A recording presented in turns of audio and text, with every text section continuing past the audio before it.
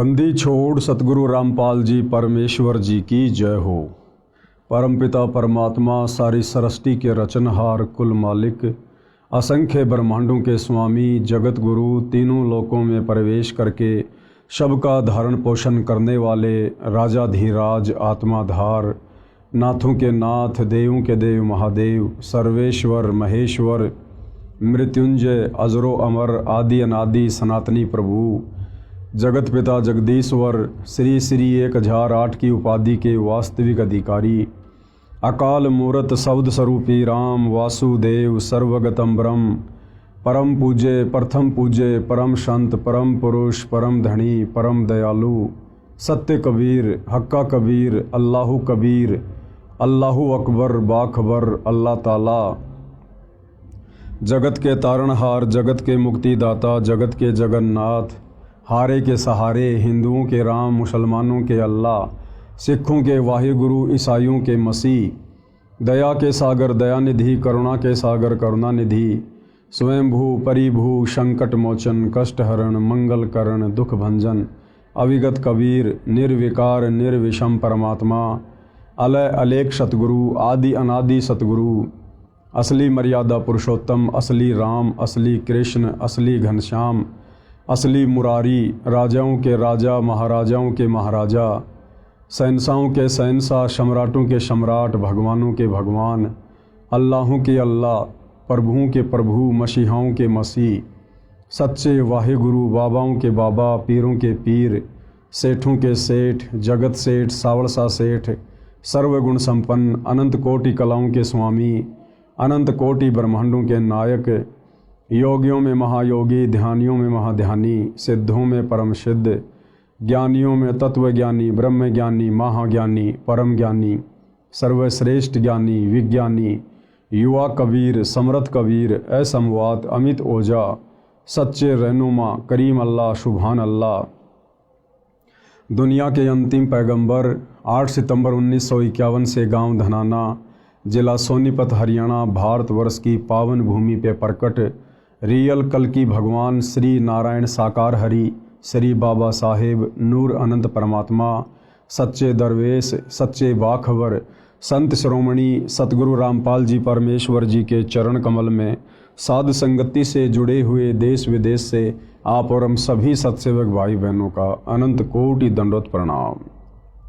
भाई और बहनों, बहुत बड़ी दया बहुत बड़ी मेहर पूरे विश्व पर परम पूज्य परमेश्वर सतगुरु रामपाल जी की, जिनके कर कमल से लिखित पवित्र पुस्तक हिंदू साहिबान नहीं समझे गीता वेद पुराण, इस पुस्तक के ऊपर वीडियो बनाने की श्रृंखला जारी है।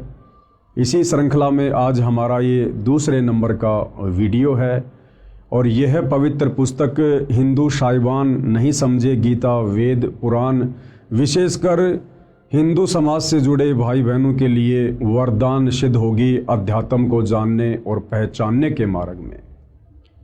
कल के वीडियो में हमने बहुत सारी बातें जानी, विशेषकर सनातनी पूजा क्या होती है, सनातनी पूजा किसे कहते हैं और सनातनी पूजा सतयुग में कितने समय तक सही रूप से चली और उसके बाद कैसे धीरे धीरे विलुप्त होती चली गई।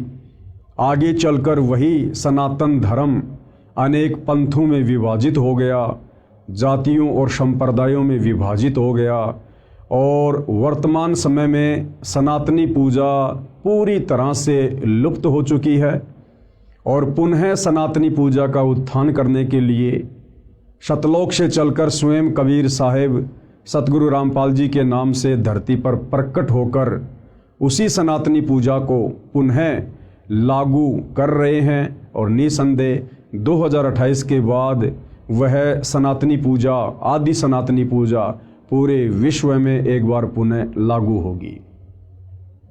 इसके साथ साथ पूज्य गुरुदेव ने हमें बताया कि चारों वेदों में और गीता जी में भक्ति मार्ग का मोक्ष मार्ग का कंप्लीट ज्ञान नहीं है। उसके लिए हमने सूक्ष्म वेद को आधार बनाना पड़ेगा। सूक्ष्म वेद यानी कबीर परमात्मा स्वयं पृथ्वी पर चलकर संत रूप में जब ज्ञान देते हैं उस ज्ञान को लिपिबद्ध कर लिया जाता है, जिसको कबीर वाणी के नाम से भी जाना जाता है।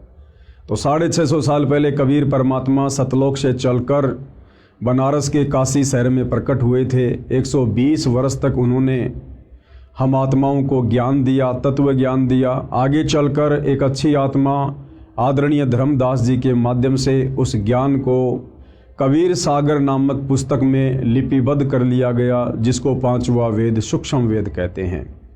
लेकिन आगे चलकर धीरे धीरे काल प्रेरणा से, काल के द्वारा भेजे गए संतों ने उस कबीर सागर के ज्ञान में भी मिलावट करनी शुरू कर दी, जिस कारण से कबीर परमेश्वर को पुनः आज से लगभग 300 वर्ष पहले गांव छुडानी, जिला झज्जर, हरियाणा में आदरणीय गरीबदास जी के रूप में प्रकट होना पड़ा। एक सांसारिक जीवन उन्होंने जिया।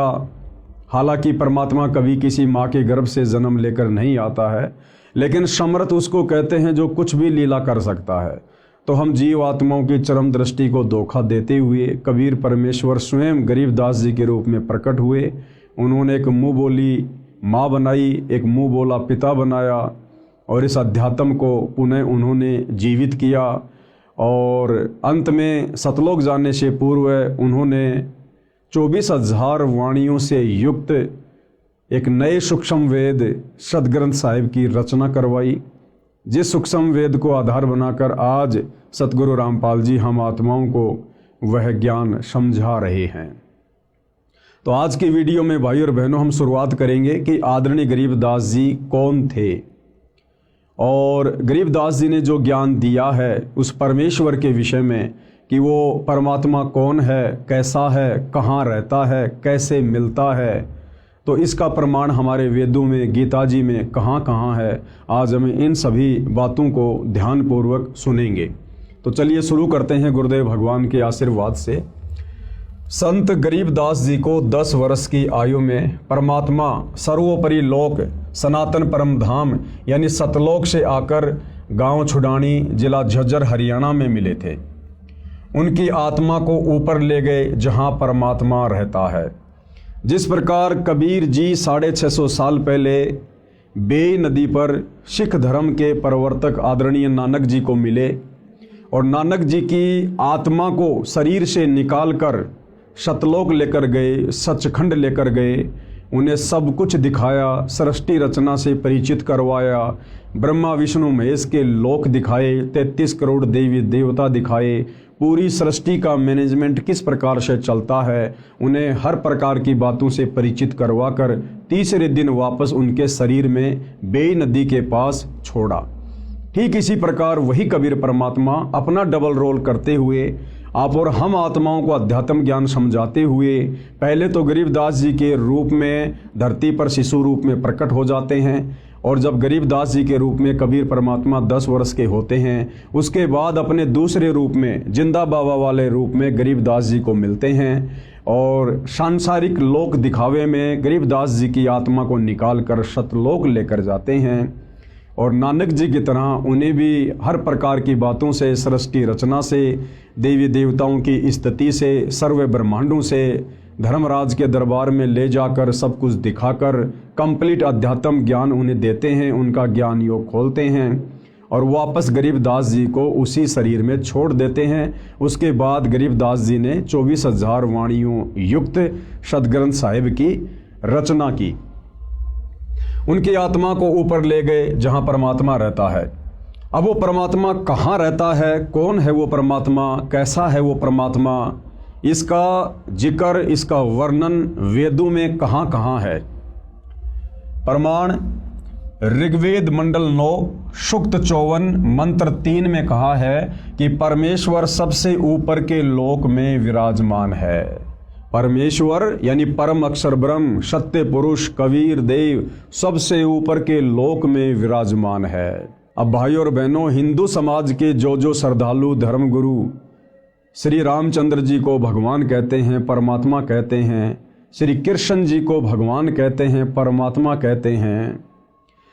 अब जिस समय ये वेद लिखे गए थे उस समय तक तो भाई और बहनों श्री राम और श्री कृष्ण जी का जन्म भी नहीं हुआ था। तो ये कहाँ से पूर्ण परमात्मा हो सकते हैं, समर्थ भगवान हो सकते हैं? क्योंकि वेद सतयुग में मनु को मिले थे, मनु ने फिर आगे ऋषियों को दिया, फिर आगे आम समाज में ये ज्ञान उतारा गया।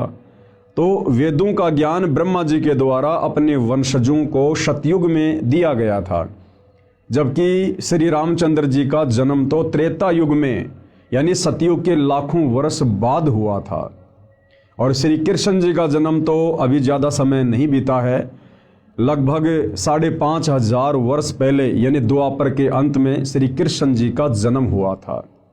तो वेदों में जिस पूर्ण ब्रह्म परमात्मा का जिक्र है वो परमात्मा कौन है? वो है असल में आदि राम, सबसे पहले वाला राम। वो है वास्तव में परमात्मा, परम अक्षर ब्रह्म। ऋग्वेद मंडल 9 सूक्त 54 मंत्र 3 में कहा है कि परमेश्वर सबसे ऊपर के लोक में विराजमान है। प्रमाण के लिए देखें ये फोटोकॉपी इस मंत्र की, जिसका अनुवाद आर्य समाज के अनुवादकों ने किया है। इसके प्रकाशक तिलकराज आर्य, अध्यक्ष आर्य प्रकाशन 814, कुंडेवालान अजमेरी गेट दिल्ली है, तथा मुद्रक अजय प्रिंटर्स शाहदरा दिल्ली है। और इसमें क्या कुछ लिखा गया है पूर्ण ब्रह्म परमात्मा परम अक्षर ब्रह्म की स्थिति के विषय में हम देखते हैं। प्रमाण ऋग्वेद मंडल नंबर 9 सूक्त 54 मंत्र 3।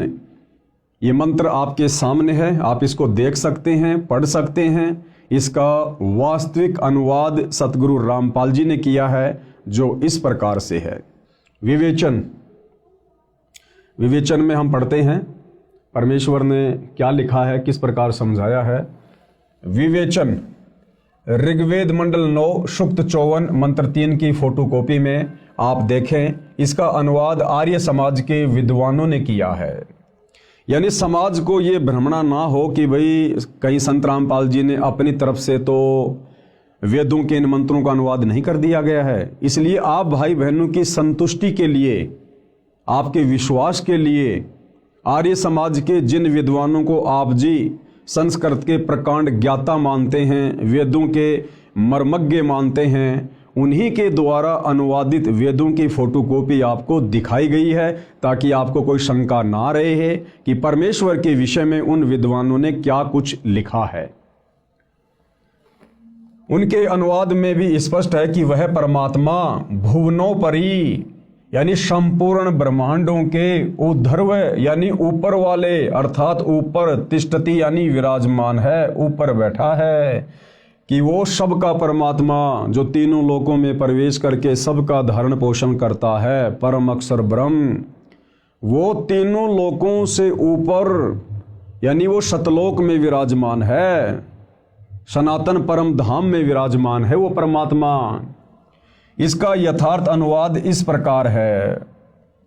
अयम यानी यह, सोम यानी देव, चंद्रमा जैसा शीतल अमर परमेश्वर, सूर्य है, सूर्य के नए यानी समान, विश्वानी यानी सर्व को यानी सभी को, पुनान यानी पवित्र करता हुआ, भुवनोपरि अर्थात सर्व ब्रह्मांडों के ऊर्ध्व अर्थात ऊपर, तिष्ठति यानी बैठा है। अब भावार्थ में हम इसको अच्छे से समझेंगे। भावार्थ में पूज्य गुरुदेव भगवान ने हमें किस प्रकार से समझाया है। भावार्थ, जैसे सूर्य ऊपर है, क्या कह रहे हैं गुरुदेव भगवान, जैसे सूर्य ऊपर है और अपना प्रकाश तथा उष्णता से सर्व को लाभ दे रहा है। हम सबको पता है कि सूर्य पृथ्वी से करोड़ों किलोमीटर दूर स्थित है, लेकिन सूर्य वहां होते हुए भी पूरी पृथ्वी पर समान रूप से प्रकाश और अपनी उष्णता दे रहा है। इसी प्रकार वो परम अक्षर ब्रह्म, सत्य पुरुष कबीर परमात्मा सबसे ऊपर के लोक में, सनातन परम धाम में, सतलोक में, सचखंड में बैठकर भी अपनी शक्ति से वो परमेश्वर सबका पालन पोषण करता है, सबके कार्य उनके कर्मानुसार सिद्ध करता है।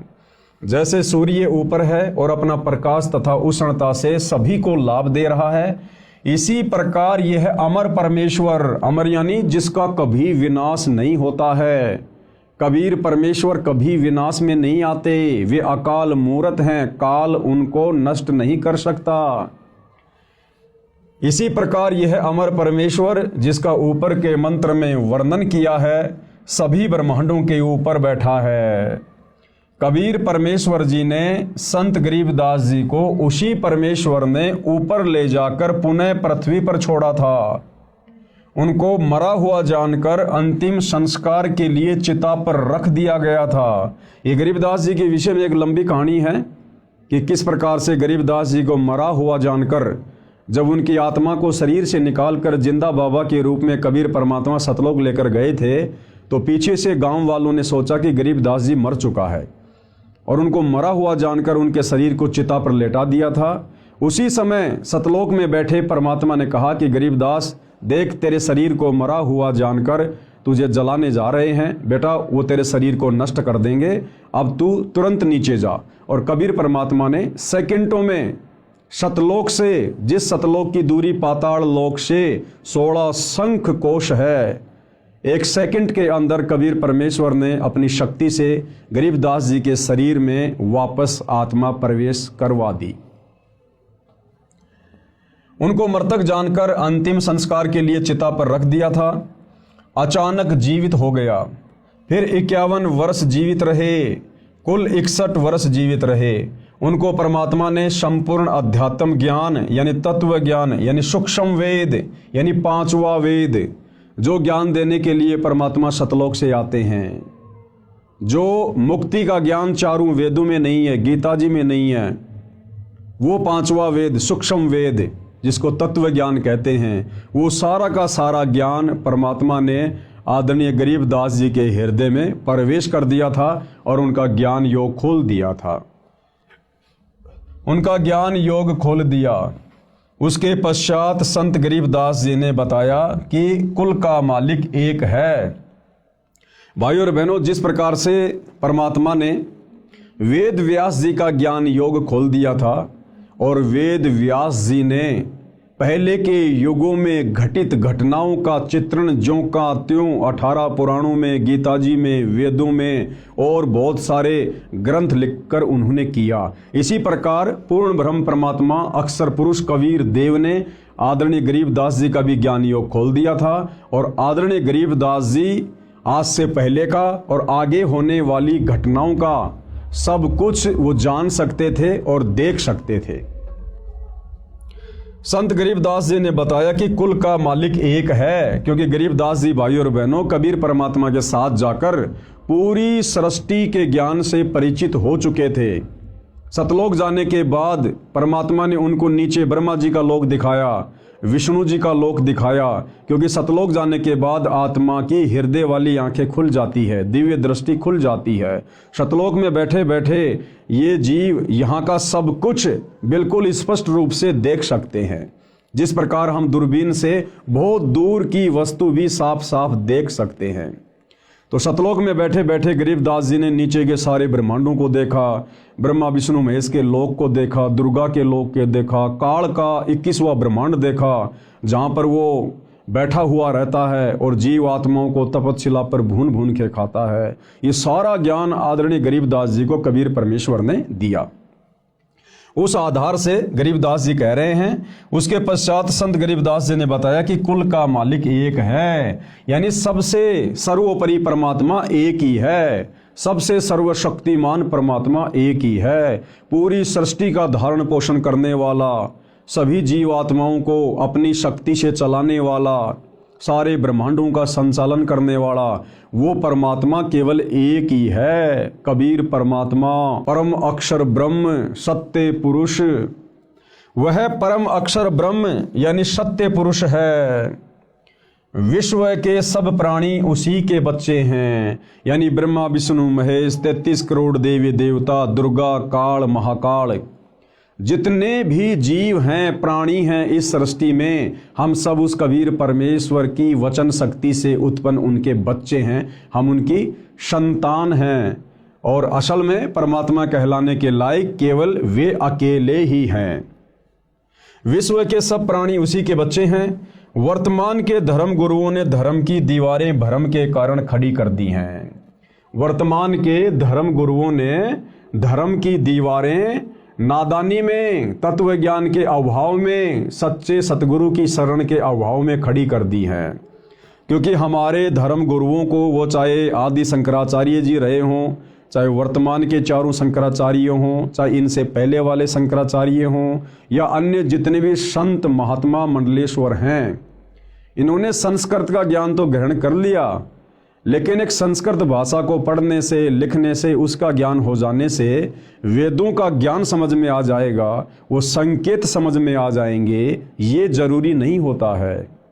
तो हमारे आचार्यों को, शंकराचार्यों को, धर्म गुरुओं को, इनको संस्कृत भाषा का तो ज्ञान था, लेकिन संस्कृत भाषा में वेदों के श्लोक हमें भक्ति मार्ग के विषय में क्या समझाना चाहते हैं, ये हमारे धर्मगुरु नहीं समझ पाए। और जितना उन्होंने समझा अपनी बुद्धि अनुसार, उस प्रकार से उल्टा सीधा ज्ञान उन्होंने समाज में पेश कर दिया, जिस कारण से सनातन धर्म के टुकड़े होते चले गए। सनातन धर्म से फिर मुसलमान धर्म निकला, हिंदू धर्म निकला, ईसाई धर्म निकला, जैन धर्म निकला, नया सिख धर्म बन गया, बहुत सारे संप्रदाय और जातियां बनती चली गई, सिर्फ और सिर्फ तत्व ज्ञान के अभाव में, इन सदग्रंथों को ना समझ पाने के कारण हमारे धर्मगुरुओं ने धीरे धीरे समाज को अनेक संप्रदायों में बांट दिया।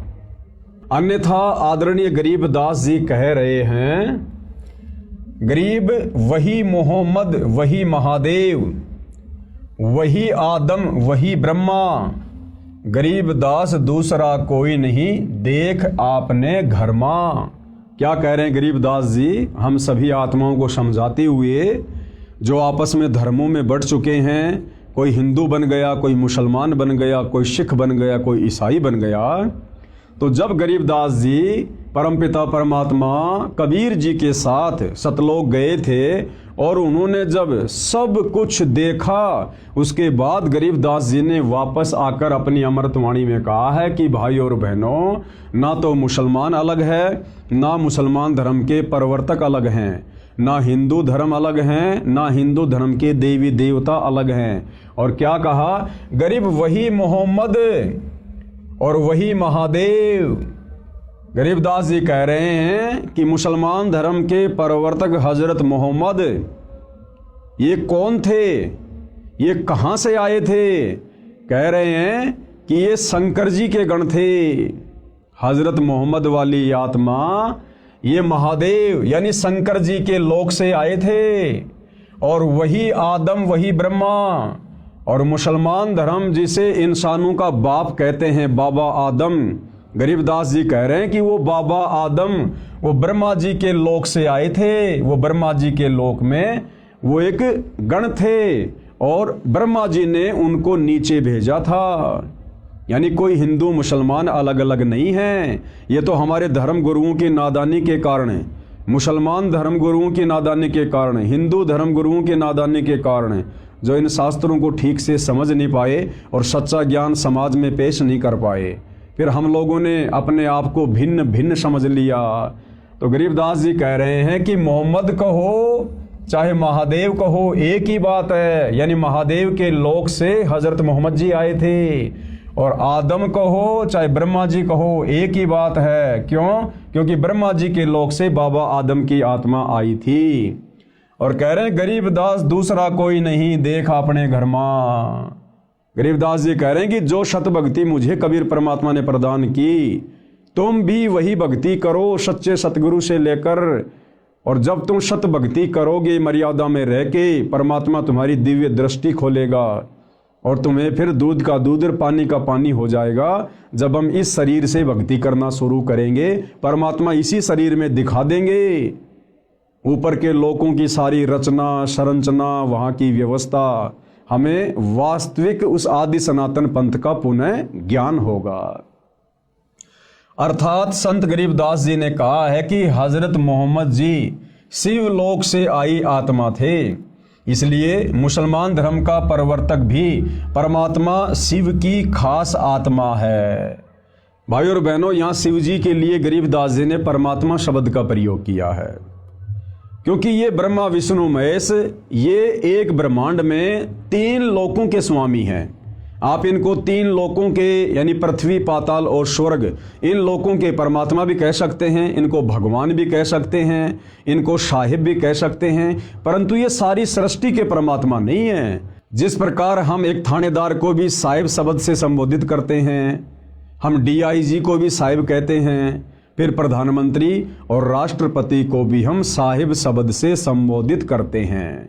लेकिन उनकी शक्ति में कितना अंतर हैं सभी साहिब अपने अपने क्षेत्र के, लेकिन उनकी शक्तियों में दिन और रात का अंतर है। इसी प्रकार ब्रह्मा विष्णु महेश को भी कहीं कहीं पर परमात्मा की संज्ञा दी गई है, भगवान की संज्ञा दी गई है, परंतु ये ब्रह्मा विष्णु महेश जी उस परमात्मा की श्रेणी में नहीं है, उस भगवान की श्रेणी में नहीं है जो वास्तव में सारी सृष्टि का संचालन करता है, जो वास्तव में पूरे ब्रह्मांड की आत्माओं का धारण पोषण करता है। इसलिए मुसलमान धर्म का प्रवर्तक भी परमात्मा शिव की खास आत्मा है। बाबा आदम के विषय में कहा जाता है कि ये ब्रह्मा जी के लोक से नीचे आए थे, इसलिए ब्रह्मा जी व आदम जी का मूल निवास स्थान एक ही है। यदि मेरी बात पर विश्वास नहीं होता है, गरीबदास जी कह रहे हैं, अगर आपको मेरी बातों पर विश्वास नहीं है तो अपने घर यानी शरीर रूपी महल में मेरी बताई साधना करके देखो। गरीबदास जी कह रहे हैं कि भैया मैं जो साधना तुम्हें बता रहा हूं कबीर परमात्मा के द्वारा बताई गई, आप भी उसी साधना को मर्यादा में रह के करो, आपको भी स्पष्ट रूप से दिखाई देगा और आपकी सारी संशय समाप्त हो जाएंगी, आपकी दिव्य दृष्टि खुल जाएगी, यानी अध्यात्म को समझने की दृष्टि परमात्मा के आशीर्वाद से खुल जाएगी। फिर आपको विश्वास हो जाएगा कि विश्व के सभी मानव एक परमपिता की संतान है। उसके बाद भाई और बहनों हमारी भक्ति शुरू होती है। यदि हम धर्मों में बटे रहेंगे, जातियों में बटे रहेंगे, वर्णों में बटे रहेंगे और एक दूसरे को अपना शत्रु दुश्मन मानकर अगर हम इस दृष्टिकोण से चलने की कोशिश करेंगे तो हम भक्ति मार्ग पर कभी भी सफल नहीं हो सकते। हमने सबसे पहले उस एक परमपिता परमेश्वर को जानना पड़ेगा, पहचानना पड़ेगा, उनके विधान को, उनके संविधान को जानना पड़ेगा। उसके बाद हम निर्विरोध रूप से ये भक्ति कर सकते हैं, निसंशय होकर हम ये भक्ति कर सकते हैं। अन्यथा हमेशा हमारे मन में काल प्रेरणा से शंकाओं के बीज पनपते ही रहेंगे।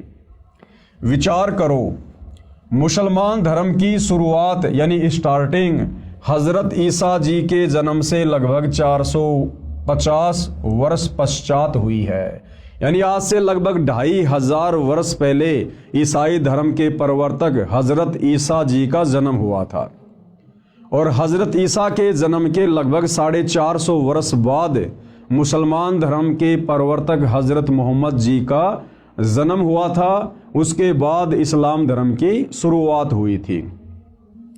आदि शंकराचार्य जी का जन्म ईसा जी से 508 वर्ष पहले हुआ था और जो आदि शंकराचार्य थे उनका जन्म ईसाई धर्म के प्रवर्तक हजरत ईसा जी से लगभग 508 वर्ष पहले हुआ था और आदि शंकराचार्य जी ने ही हिंदू धर्म की नींव डाली थी। आदि शंकराचार्य जी का जन्म ईसा जी से 508 वर्ष पहले हुआ, जिसने सनातन धर्म यानी पंथ को हिंदू नाम भी दिया। आदि शंकराचार्य ने देवी देवताओं की पूजा का विधान बताकर, जो देवी देवताओं की पूजा शास्त्रों के विरुद्ध है, उन्होंने उसी सनातन धर्म को हिंदू धर्म का नाम दिया। सनातन धर्म यानी हिंदू नाम भी दिया। मूर्ति पूजा, देवी देवताओं की पूजा पर आधारित कर दिया। आदि शंकराचार्य जी से पहले कोई भी व्यक्ति मूर्ति पूजा नहीं किया करता था, पाखंड पूजा नहीं किया करता था, देवी देवताओं की पूजा नहीं हुआ करती थी। केवल वेदों के अनुसार एक ब्रह्म का ओम मंत्र जाप किया करते थे। लेकिन आदि शंकराचार्य जी ने सनातन धर्म यानी उस पंथ को फिर हिंदू नाम भी दिया और मूर्ति पूजा, देवी देवताओं की पूजा पर समाज को आधारित कर दिया। सनातन धर्म सतयुग से चला आ रहा है, इसलिए हजरत ईसा जी, हजरत मूसा जी, हजरत आदम जी तथा हजरत मोहम्मद जी के जीव पहले सनातनी थे। सनातन धर्म सतयुग से चलता हुआ आ रहा है। सतयुग से कैसे? यानी हमारे जितने भी पूर्वज थे वो सभी वेदों के अनुसार साधना किया करते थे, धर्म कर्म किया करते थे। और जो व्यक्ति वेदों के अनुसार साधना करते हैं उनको सनातनी कहते हैं, सनातनी। तो ये जो सनातनी पूजा है ये सतयुग से चलती हुई आ रही थी। और हजरत मोहम्मद जी, हजरत ईसा जी, आदि शंकराचार्य जी, बाबा आदम जी, इन सभी जीवों की आत्माएं पहले के युगों में भी थी, क्योंकि जब तक हमारा पूर्णतया मोक्ष नहीं हो जाता है तब तक आत्मा शरीर धारण करती रहती है, कभी मनुष्य का तो कभी 84 लाख योनियों में पशु और पक्षियों का। तो गुरुदेव भगवान कहना ये चाह रहे हैं कि नादान आत्माओं, ये सनातनी पूजा, ये सनातन धर्म सतयुग से चलता हुआ आ रहा है। और इस सनातन धर्म के टुकड़े हुए आदि शंकराचार्य के बाद लगभग आज से 3200 साल पहले आदि शंकराचार्य जी का जन्म हुआ। उसके बाद हिंदू धर्म बना, उसके बाद ईसाई धर्म बना, उसके बाद मुसलमान धर्म बना, उसके बाद जैन और सिख धर्म बना। लेकिन आज से 3200 साल पहले यदि हम नज़र डालें तो केवल सनातनी पूजा हुआ करती थी, वेदों के अनुसार साधना हुआ करती थी। और 3200 साल पहले ना कोई हिंदू धर्म था, ना कोई मुसलमान धर्म था, ना कोई सिख था, ना कोई ईसाई था, ना कोई जैनी, ना कोई यहूदी, ना कोई मंगोली।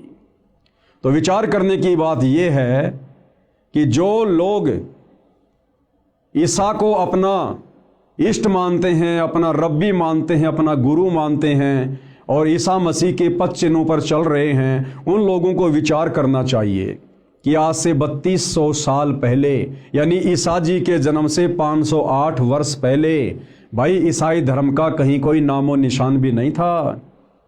और ईसा जी के उससे पहले भी मनुष्य जन्म होते हुए आ रहे हैं सतयुग से।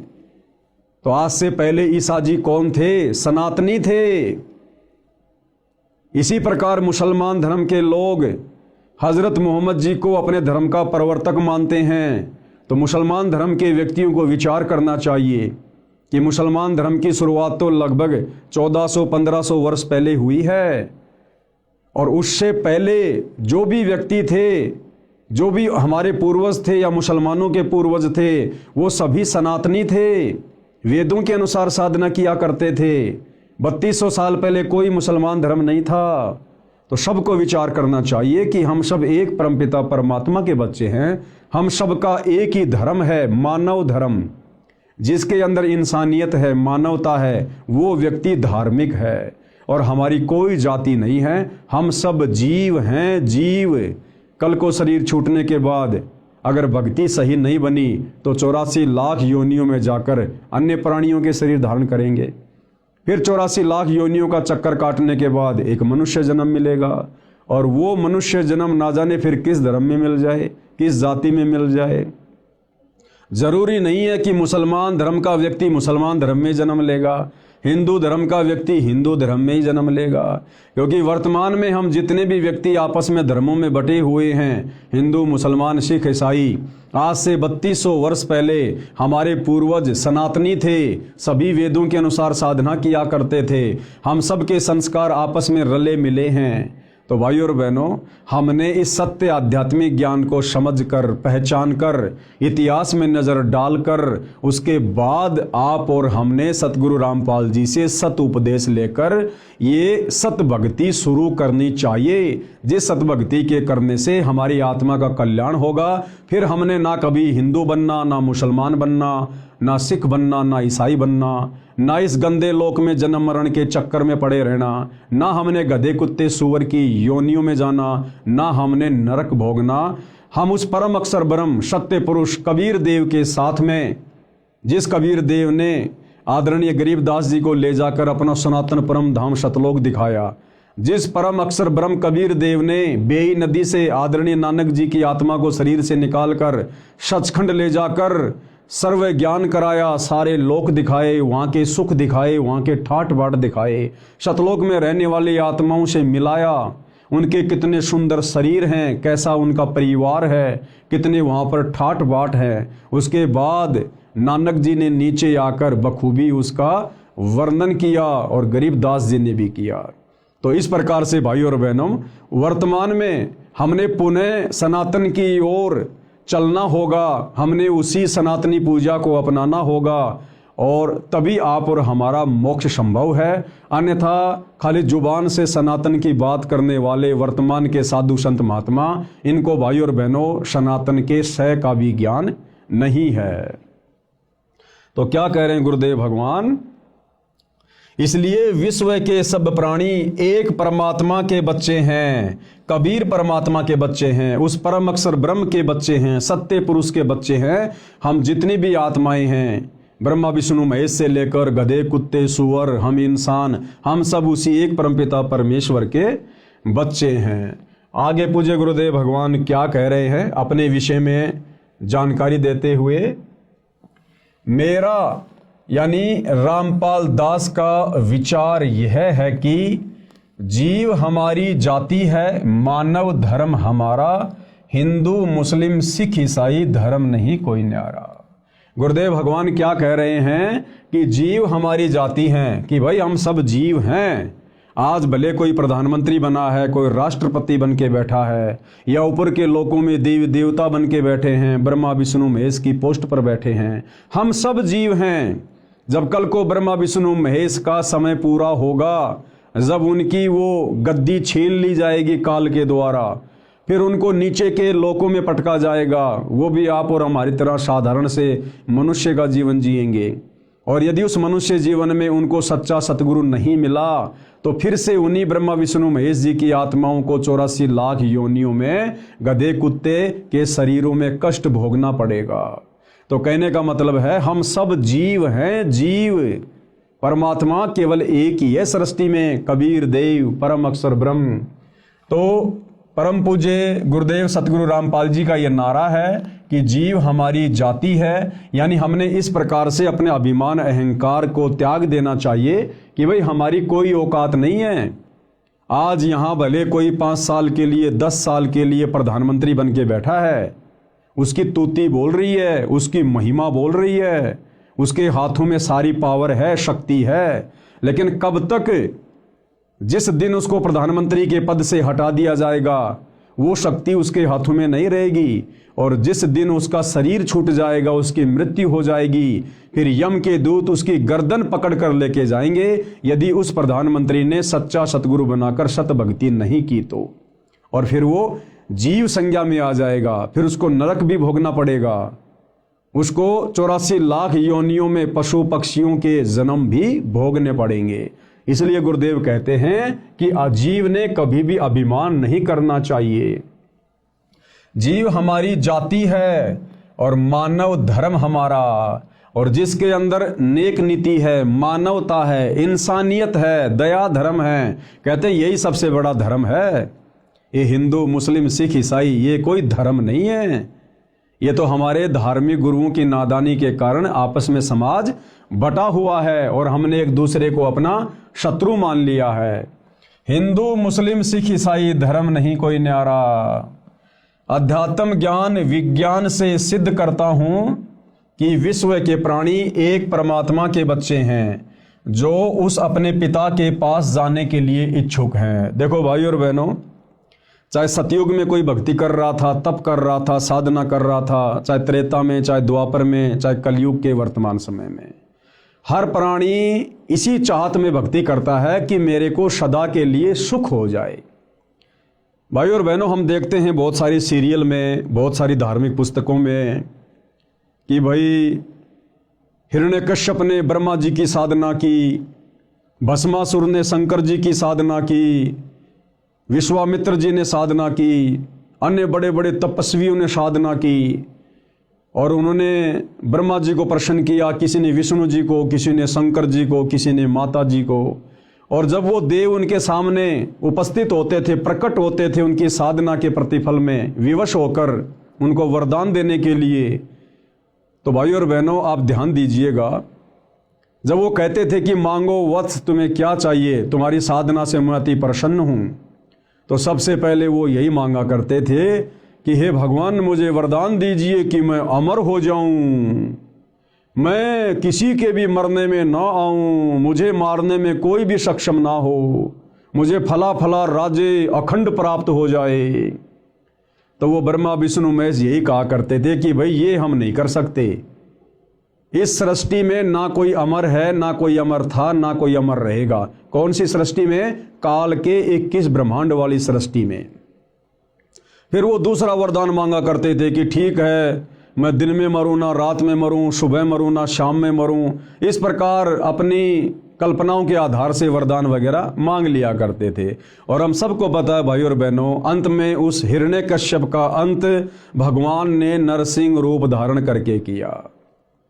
तो इसी प्रकार से भाई और बहनों, जो भी साधु संत महात्मा या आम प्राणी भक्ति साधना करते हैं, उस साधना के प्रतिफल में उनकी यही इच्छा होती है कि मुझे सदा सदा का सुख हो जाए, मेरी कभी मृत्यु ना हो। लेकिन भाई इस 21 ब्रह्मांड में, इन 3 लोकों में, इस काल के लोक में हम चाहे कितनी साधना कर लें, यहाँ की उत्तम साधना है काल की, ब्रह्म की, जो गीता अध्याय 8 श्लोक नंबर 13 में वर्णन है कि ओम इति एक अक्षर ब्रह्म व्यवहारण माम अनुशमरण ये प्रयाति तजन देहम सयाति परमाम गतम।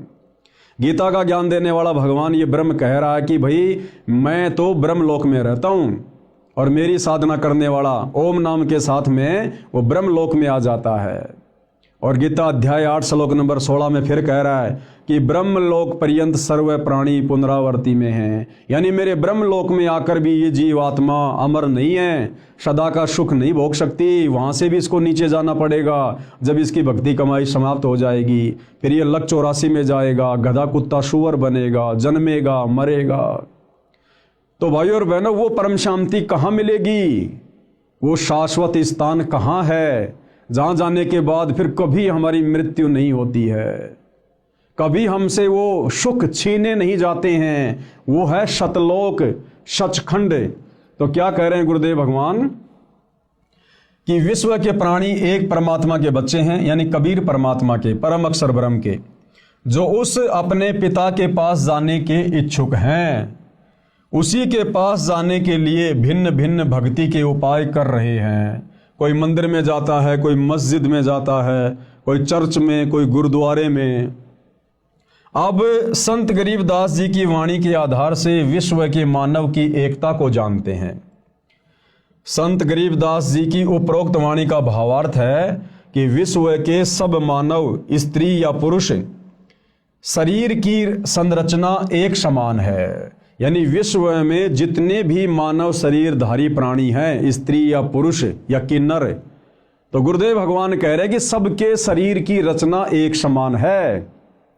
हिंदू का भी नाक यही मिलेगा, मुसलमान का भी यही मिलेगा। हिंदू की भी 2 आंखें हैं, मुसलमानों की भी 2 आंखें हैं।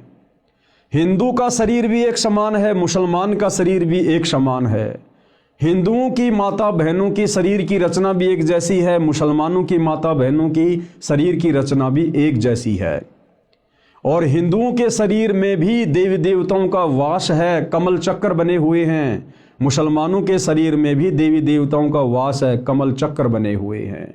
सबके शरीर की रचना एक समान है। फिर भला हम अलग अलग कैसे हुए? हम सबको उत्पन्न करने वाला, बनाने वाला एक ही परमात्मा है। हम एक ही परमेश्वर की संतान हैं। भले वर्तमान में अज्ञानता के कारण हम उसे भिन्न भिन्न नामों से जानते हैं।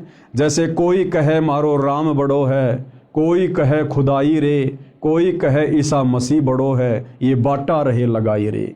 मुसलमान कहते हैं हमारा अल्लाह बड़ा है, हिंदू कहते हैं हमारा राम बड़ा है, ईसाई कहते हैं हमारा ईसा मसीह बड़ा है। कहते हैं हम तो नादान बच्चों की तरह अपने एक परमपिता परमेश्वर को आपस में बांटे हुए हैं, असल में वो एक ही है।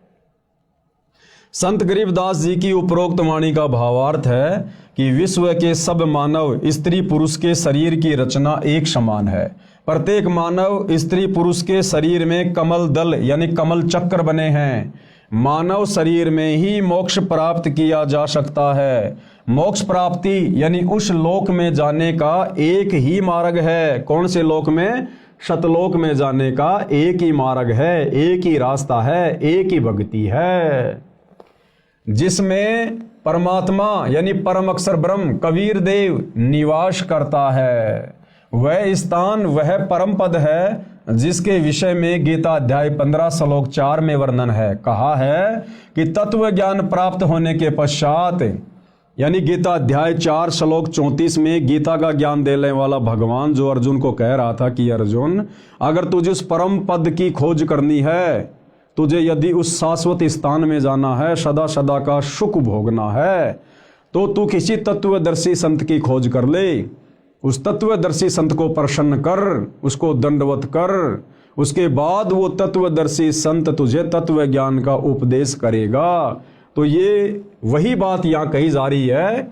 गीता अध्याय 15 श्लोक 4 में कहा है कि तत्व ज्ञान प्राप्त होने के पश्चात परमेश्वर के उस परम पद की खोज करनी चाहिए। परमेश्वर कौन? कबीर जी, परम अक्षर ब्रह्म सत्य पुरुष। और उनका वो परम पद क्या है? सतलोक, सचखंड। कहते फिर उस सचखंड की खोज करनी चाहिए, जहां जाने के पश्चात साधक यानी भगत फिर लौटकर संसार में कभी नहीं आते। यानी उस तत्वदर्शी संत के बताए अनुसार साधना करके ये प्राणी फिर वापस जन्म मरण में इस लोक में नहीं रहता है, गधा कुत्ता सुअर नहीं बनता है, दुख नहीं भोगेगा सदा सदा के लिए। जैसे आदरणीय नानक जी सतलोक को देख कर आए थे, आदरणीय गरीबदास जी देख कर आए थे, और भी बहुत सारे महापुरुष देख कर आए थे, और उन्होंने वहाँ का बखूबी वर्णन किया। कहते हैं फिर ये साधक उस तत्वदर्शी संत की शरण में जाकर उसके बताए अनुसार साधना करके उस परमपिता परमेश्वर कबीर साहिब के परम पद को प्राप्त हो जाता है, जहाँ जाने के बाद प्राणी वापस लौटकर इस गंदे संसार में नहीं आता है। जहाँ जाने के पश्चात साधक यानी भगत फिर लौटकर संसार में कभी नहीं आते। जिस परमेश्वर से संसार रूप वृक्ष की प्रवृत्ति विस्तार को प्राप्त हुई है, यानी जिसने सृष्टि की उत्पत्ति की है, जो सबका धारण पोषण करने वाला है, उसकी भक्ति करो। जो ब्रह्मा विष्णु महेश का भी धारण पोषण करता है, 33 करोड़ देवी देवताओं का भी धारण पोषण करता है, सृष्टि के प्रत्येक प्राणी का धारण पोषण करता है। कहते हैं तत्वदर्शी संत को गुरु धारण करके उस परमेश्वर की भक्ति करो। तो भाइयों और बहनों, वो परमात्मा परम अक्षर ब्रह्म सत्य पुरुष कबीर देव स्वयं ही अपना ज्ञान बताने के लिए तत्वदर्शी संत की भूमिका करने के लिए पृथ्वी पर एक मनुष्य के रूप में प्रकट होता है, एक संत रूप में, सतगुरु रूप में। और निसंदेह वर्तमान में सतगुरु रामपाल जी पूरी पृथ्वी पर एकमात्र तत्वदर्शी संत हैं। तो सतगुरु रामपाल जी क्या परम शक्ति है, आप भली बात ही समझ सकते हैं। और वर्तमान में पूर्ण तत्वदर्शी संत सतगुरु रामपाल जी से उपदेश लेकर ही हम उस परम पद को, सतलोक को प्राप्त कर सकते हैं। दूसरा कोई साधन, कोई विकल्प कहीं भी आपको देखने और सुनने को नहीं मिलेगा। अब आगे गुरुदेव भगवान क्या कह रहे हैं। प्रमाण के लिए पेश है फोटोकॉपी गीता अध्याय 15 श्लोक 4 की, जिसके अनुवादक श्री जयदयाल गोविंदका जी हैं, प्रकाशक व मुद्रक गीता प्रेस गोरखपुर है। अब हम भाई बहनों को कैसे विश्वास हो कि उस परम पद के विषय में गीता जी में कहाँ लिखा हुआ है, क्योंकि आज से पहले तो हमारे किसी भी धर्म गुरु ने इस प्रकार से गीता जी को खोल खोल के, वेदों को खोल खोल के उनके श्लोक नहीं दिखाए, नहीं पढ़ाए। और आज से पहले हमारे पूर्वज अनपढ़ थे, उनको अक्षर ज्ञान नहीं था, उनको पढ़ने लिखने का भी अधिकार नहीं था। और जितने भी हमारे सदग्रंथ थे ये सारे के सारे संस्कृत भाषा में थे, जिस कारण से हमारे पूर्वज इनको समझ भी नहीं सकते थे। तो जैसा हमारे धर्म गुरुओं ने हमारे को धर्म के विषय में बताया, गीता जी के विषय में बताया, वेदों के अंदर क्या ज्ञान है हमें जैसा भी बता दिया गया, हमारे पूर्वजों ने सहर्ष स्वीकार कर लिया। लेकिन भाइयों और बहनों, आज सतगुरु रामपाल जी उंगली रख रख कर हमें इन समस्त धार्मिक ग्रंथों की गूढ़ सच्चाई से परिचित करवा रहे हैं। तो वर्तमान में धोखे की किसी प्रकार की कोई शंका नहीं होनी चाहिए। और बुद्धिमान समाज ने भी अपनी आंखों से इन समस्त प्रमाणों को देखकर, सबूतों को देखकर, जो हमारे ही धर्म की पवित्र पुस्तकों में वर्णित है, आप और हमने इस सच्चाई को फिर स्वीकार भी करना चाहिए अपनी आत्मा के कल्याण के लिए। तो गीता अध्याय 15 श्लोक 4 हमें क्या ज्ञान दे रहा है, ये गीता प्रेस गोरखपुर से प्रकाशित है। और इसके अनुवादक जयदयाल गोविंदका जी हैं। और इसमें क्या कुछ लिखा है भाई और बहनों, हम ध्यान से इस श्लोक को पढ़ते हैं पूज्य गुरुदेव जी के आशीर्वाद से। तो भाई और बहनों, ये श्लोक लिखा हुआ है, आपकी आंखों के सामने है। यदि आपके पास में गीता जी है तो आप जी मिलान कर सकते हैं। जयदयाल गोविंदका जी ने संस्कृत के सामने हिंदी में अनुवाद किया है, आपकी आंखों के सामने है। उसके पश्चात उस परम पद रूप परमेश्वर को भली भांति खोजना चाहिए, जिसमें गए हुए पुरुष फिर लौटकर संसार में नहीं आते, और जिस परमेश्वर से इस पुरातन संसार वृक्ष की प्रवृत्ति विस्तार को प्राप्त हुई है, उसी आदि पुरुष नारायण के मैं शरण हूं। देखो भाई और बहनों, गीता जी का ज्ञान देने वाला भगवान, जिसको पूरा हिंदू समाज भगवान मान चुका था, परमात्मा मान चुका था, गीता का ज्ञान देने वाला भगवान अर्जुन से खुद कह रहा कि अर्जुन मैं भी उसी की शरण में हूं। यानी हम भाई बहन तो अनजाने में गीता का ज्ञान देने वाले भगवान की शरण को उत्तम शरण मान कर बैठे हुए थे, लेकिन गीता जी का ज्ञान देने वाला भगवान तो कह रहा कि अर्जुन, जिस परमपिता परमेश्वर ने इस संसार रूपी वृक्ष की प्रवृत्ति को पैदा किया है, बनाया है सृष्टि को, कहते मैं भी उसी आदि नारायण की शरण में हूं। आदि नारायण यानी सबसे पहले वाला परमात्मा, जिसने सृष्टि बनाई, जिससे पहले कुछ भी नहीं था। कहते उसी आदि पुरुष नारायण के मैं शरण हूं। इस प्रकार दृढ़ निश्चय करके उस परमेश्वर का मनन और नित्य ध्यान करना चाहिए। यानी गीता का ज्ञान देने वाला भगवान भी उसी परमपिता परमात्मा अक्षर पुरुष सत्य पुरुष कबीर देव की भक्ति करने की सलाह दे रहा है। अब आगे क्या कुछ लिखा हुआ है भाई और बहनों, पढ़ते हैं पूज्य गुरुदेव जी के आशीर्वाद से। शरीर में बने कमलों की जानकारी, यानी शरीर चाहे हिंदू का हो, चाहे मुसलमान का, सिख का, चाहे ईसाई का, सबके शरीर की रचना एक समान है, क्योंकि हम सब एक ही परमपिता परमेश्वर के बच्चे हैं। और हमारे शरीर में कमल दल, कमल चक्कर कहाँ कहाँ हैं, किन किन देवताओं का उनमें वास है, पूज्य गुरुदेव भगवान के आशीर्वाद से हम जानकारी प्राप्त करते हैं। परम अक्षर ब्रह्म यानी सबके मालिक के परम धाम स्थान में जाने का एक मार्ग है, यानी सतलोक में जाने का केवल एक ही भक्ति मार्ग है, जो उस तत्वदर्शी संत के पास है। और वो तत्वदर्शी संत वर्तमान में धरती पर सतगुरु रामपाल जी हैं, जो मानव शरीर में बने कमल चक्रों से होकर गुजरता है। अन्य कोई मार्ग नहीं है। यानी सतगुरु रामपाल जी इस पूरे विश्व में एकमात्र हमें वो सत भक्ति प्रदान करने के लिए आए हैं, जिससे हमारे शरीर में बने कमल चक्र खुलेंगे, और इनके खुलने के बाद ही हमारी आत्मा अंतिम समय में जब शरीर छोड़ेगी तो उन्हीं कमल चक्रों में से होकर त्रिकुटी पर जाएगी, उस परम अक्षर ब्रह्म के परम धाम को जाएगी, सतलोक को जाएगी। दूसरा कोई मार्ग नहीं है, अन्य कोई मार्ग नहीं है। ये कमल चक्कर मानव शरीर में रीढ़ की हड्डी के साथ साथ अंदर की ओर स्थान स्थान पर बने हैं, जिनकी स्थिति समझने के लिए कृपया मानव चित्र को देखिएगा। अब वो कमल चक्कर का यहाँ पर एक फोटो बनाकर हमें समझाया गया है। तो भाइयों और बहनों, ये फोटोकॉपी है। हिंदू, मुसलमान, सिख, ईसाई यानी पूरे विश्व के जितने भी मानव शरीरधारी प्राणी हैं, स्त्री या पुरुष, उन सब के शरीर की रचना सेम टू सेम है। सभी के शरीर के कमल चक्र में इन देवी देवताओं का वास है, जिनके नाम, गांव, पते सब कुछ इनके आगे लिखे हुए हैं। कौन से चक्र में कौन से देवता का वास है, कौन से दल में कौन से देवता का वास है।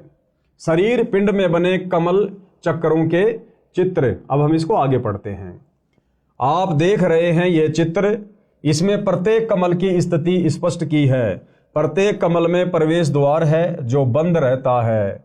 ये कमल चक्कर केवल सतगुरु रामपाल जी की सत भक्ति करने वाले भक्तों के ही खुलते हैं। अन्य किसी भी विधि से, किसी भी भक्ति से आप चाहे लाख वर्ष मनमुखी जाप कर लो, राधे राधे श्याम का जाप कर लो, ओम नमो भागवते वासुदेवाय का जाप कर लो, कावड़ ले आओ, पैदल यात्रा कर लो, हिमालय की गुफाओं में चले जाओ, किसी भी यत्न और प्रयत्न से मानव शरीर में बने कमल चक्र नहीं खुलते, जिन कमल चक्रों से अंत में हमारी आत्मा उस परम धाम को जाती है।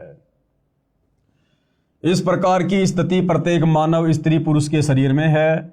सब कमल चक्र बंकनाल एक टेढ़ी मेढ़ी नाड़ी से जुड़े हैं। वह पाइप यानी नलकी की तरह हैं, जिसको बंकनाल कहा जाता है। उसमें कमलों के द्वारों से अन्य कोई प्रवेश द्वार नहीं है। जीवात्मा हृदय कमल में रहता है। जो सत्य भक्ति करता है वह परायण काल में यानी शरीर छोड़ने के बाद यानी संसार से जाने के समय हृदय कमल से मूल कमल में आता है, वहाँ से ऊपर को चलता है। उसकी सारे जीवन की भक्ति की शक्ति से सब कमल चक्कर खुले होते हैं। वह निर्बाध अपने इष्ट धाम में चला जाता है। जिस प्रकार भाइयों और बहनों हम गाड़ी लेकर टोल टैक्स पार करने की कोशिश करते हैं, और भाइयों और बहनों जिसकी गाड़ी पर फास्ट टैग लगा हुआ है और जिसके फास्ट टैग में पैसे हैं, उस टोल टैक्स पर जाते ही ऑटोमेटिक वहाँ का बैरियर हट जाता है और गाड़ी टोल टैक्स को पार कर जाती है। इसी प्रकार शरीर छोड़ते समय जिन आत्माओं के कमल चक्कर खुले होंगे वही आत्माएं उस परम अक्षर ब्रह्म के शतलोक को प्राप्त होगी। बाकी यही गधे कुत्ते सुअर बनते रहेंगे, नरक में स्वर्ग में धक्के खाते रहेंगे, 84 लाख योनियों में भटकते भरमते रहेंगे। तो ये कमल चक्कर खोलने की सतभक्ति वर्तमान में केवल सतगुरु रामपाल जी के पास है, केवल सतगुरु रामपाल जी के पास में। और आगे पूज्य गुरुदेव भगवान हमें क्या बता रहे हैं विशेष, जैसे टीवी यानी टेलीविजन में चैनल बने होते हैं, जो कार्यक्रम टीवी पर देखा जाता है वह वास्तव में कहीं अन्य स्थान पर हो रहा होता है। जिस प्रकार बहुत सारे भाई बहन क्रिकेट का मैच देखते हैं अपने घरों में बैठकर। भाई और बहनों क्रिकेट का मैच हो रहा है दुबई में और हिंदुस्तान वाले सेम टाइम अपने घर पर टीवी में देख रहे हैं। इसी प्रकार ये ब्रह्मा विष्णु महेश जी अपने अपने लोकों में ऊपर हैं, लेकिन उनकी शक्ति हमारे शरीर में बने इन कमल चक्रों में समाई रहती है। उनकी जो तरंगे हैं, उनकी जो वो गुण हैं, उनकी जो पावर है वो वहाँ से हमारे को प्रभावित करती रहती है। तो इसी प्रकार गुरुदेव भगवान ने हमें टीवी का उदाहरण देकर समझाना चाहा है। जैसे टीवी यानी टेलीविजन में चैनल बने होते हैं, जो कार्यक्रम टीवी पर देखा जाता है वह वास्तव में कहीं अन्य स्थान पर हो रहा होता है, वह चैनल पर दिखाई देता है। इसी प्रकार निम्न देव व परमात्मा अपने अपने लोकों में रहते हैं, यानी हमारे शरीर में बने हुए कमलों में जो देवी देवता विराजमान हैं वो वास्तव में अपने ऊपर के लोकों में हैं, अपने यथा स्थान पर हैं। लेकिन जब हमारे ये कमल चक्कर खुल जाते हैं तो हम ऊपर के लोकों में, उन देवी देवताओं के लोकों में क्या कुछ घटनाएं घटित हो रही हैं हम सब कुछ देख सकते हैं। जिस प्रकार मैच हो रहा है साउथ अफ्रीका में और हम हिंदुस्तान में अपने टीवी में, यदि हमारे टीवी का वो कनेक्शन सही है, डिश वगैरह सही है और रिचार्ज है, तो हम रिमोट दबाकर घर बैठे टीवी पर दक्षिणी अफ्रीका में हो रहे उस प्रोग्राम को देख सकते हैं। तो हमारे शरीर में जो कमल चक्र हैं और उनमें जिन जिन देवी देवताओं का वास है, यानी स्वाद चक्र में ब्रह्मा और शांत्री जी का वास है, और मूल कमल में श्री गणेश जी का वास है, और नाभि कमल में श्री विष्णु जी और लक्ष्मी जी का वास है, कंठ कमल में श्री दुर्गा जी का वास है, हृदय कमल में शंकर और पार्वती जी का वास है। और जब हमें सच्चे सतगुरु से, तत्वदर्शी संत से इन कमल चक्रों को खोलने की सतभक्ति प्राप्त हो जाती है तो भाइयों और बहनों हम खुली आंखों से सब कुछ वो नज़ारा देख सकते हैं। इसीलिए तो आदरणीय गरीबदास जी ने पहले अपनी वाणी में कहा था कि वही मोहम्मद, वही महादेव, वही आदम, वही ब्रह्मा, और दास गरीब दूसरा कोई नहीं, देख आपने घर मां। यानी सच्चे सतगुरु से सतभक्ति प्राप्त करके इन कमल चक्रों को खोलकर उसके बाद आप अपनी आंखों से देख सकते हैं कि हजरत मोहम्मद जी कहाँ से आए थे और बाबा आदम जी कहाँ से आए थे। उसके बाद हमारे सारे संशय स्वतः ही समाप्त हो जाते हैं। जैसे टीवी यानी टेलीविजन में चैनल बने होते हैं, जो कार्यक्रम टीवी पर देखा जाता है वह वास्तव में कहीं अन्य स्थान पर हो रहा होता है। वह चैनल पर दिखाई देता है। इसी प्रकार निम्न देव यानी शरीर के कमल चक्रों में जो देवी देवता हैं वह परमात्मा अपने अपने लोकों में होते हुए टीवी चैनल की तरह कमलों में दिखाई देते हैं। जैसे सूर्य प्रकाश ऊर्जा यंत्र सोलर सिस्टम पर सूर्य का प्रकाश पड़ने से उसमें ऊर्जा संचित होने लगती है, इसी प्रकार मंत्रों के जाप से कमल खुल जाते हैं। जिस प्रकार सूर्य हमारे से कितना करोड़ों किलोमीटर दूर है और आजकल वैज्ञानिकों ने एक सोलर सिस्टम बना दिया, सोलर पैनल, और जैसे सूर्य की किरणें उस सोलर पैनल पर गिरनी शुरू होती हैं, नीचे इन्वर्टर से बैटरी चार्ज होनी शुरू हो जाती है, वो लाइट जमा होनी शुरू हो जाती है। इसी प्रकार जब हम सच्चे सतगुरु से सत भक्ति प्राप्त करेंगे तो भाइयों और बहनों, ऊपर के लोकों में बैठे हुए देवी देवता और उनके नज़ारे हमारे शरीर के कमल चक्कर में बने हुए, जब वो कमल चक्कर खुल जाते हैं हम बखूबी देख सकते हैं, सारी सच्चाई से परिचित हो सकते हैं। जैसे सूर्य प्रकाश ऊर्जा यंत्र यानी सोलर सिस्टम पर सूर्य का प्रकाश पड़ने से उसमें ऊर्जा संचित होने लगती है, इसी प्रकार मंत्रों के जाप से कमल खुल जाते हैं। उससे पहले मुरझाए रहते हैं, यानी जब तक वो कमल चक्र नहीं खुलते हैं, हमें सत भक्ति नहीं मिलती है, तब तक वो मुरझाए रहते हैं। जिस प्रकार से फुटबॉल होती है और फुटबॉल के अंदर उसका एक वो ब्लेडर होता है, जब उसमें हवा नहीं होती है तो वो मुरझाया हुआ होता है, और जब उसमें पाइप लगाकर हवा भर दी जाती है तो वो बिल्कुल गोल मटोल हो जाती है और उसको जरा सी हाथ से मारते ही बहुत ऊपर तक जाती है। तो इसी प्रकार जब हमें सच्चे सतगुरु से सत भक्ति प्राप्त हो जाएगी तो धीरे धीरे हमारे शरीर में बने कमलों में जो ये इनके जो द्वार हैं, ये धीरे धीरे फिर सत भक्ति के प्रभाव से फूलने शुरू हो जाते हैं, खिलने शुरू हो जाते हैं। इसी प्रकार मंत्रों के जाप से कमल खुल जाते हैं, उससे पहले मुरझाए रहते हैं। कमल खुलने के बाद प्रत्येक देवता की शक्ति साधक के अंतःकरण यानी आत्मा पर प्रभाव डालने लगती है, जिससे भक्ति संचित होने लगती है।